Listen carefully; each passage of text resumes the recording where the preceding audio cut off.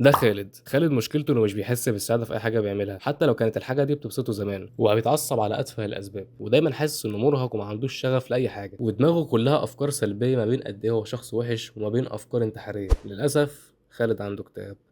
بس هل ده اكتئاب حقيقي؟ وثانية واحدة، هو في اكتئاب حقيقي ومش حقيقي أصلًا؟ ده اللي هاقوله لك في الفيديو ده. الاكتئاب نوعين، النوع الأول هو الحقيقي وده بيكون غالبًا فسيولوجي ومتعلق بالهرمونات، وده اللي فعلًا ليه أدوية ولازم تشوف له دكتور، ونسبة قليلة من اللي بيعانوا من الاكتئاب بيكون عندهم الاكتئاب الحقيقي. أما بقى النوع التاني وهو الاكتئاب الوهمي بيكون ليه سببين، أول سبب هو إن مخك بيحذرك إنك بتعمل حاجة غلط في حياتك.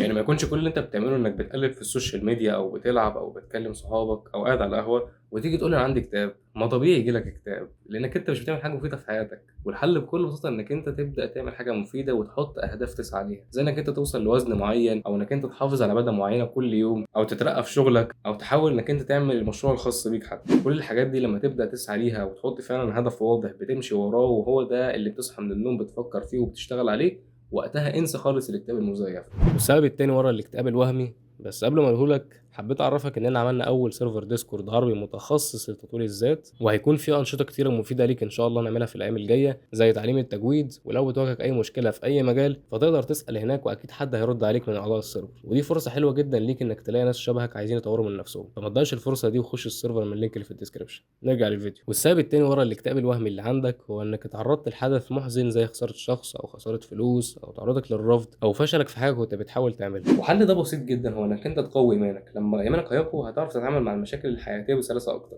انك انت تبقى فاهم ان ده دايما خير ليك انت، وهتبقى بتحاول تفهم ايه الحكمه من ورا الحاجات دي وايه اللي ربنا بيحاول يعلمه لك من ورا الابتلاء ده، وبدل ما هتكون متضايق ومكتئب هتبقى واعي ان ده خير ليك وهتبقى راضي بيه. فلو انت عايز تزود ايمانك عشان تعرف تواجه المشاكل الحياتيه خصوصا الاكتئاب فشوف الفيديو ده لان اتكلمت عنه ازاي تزود ايمانك، واشترك في القناه بحيث ان اي فيديو جديد ينزل تقدر تشوفه وتستفاد منه.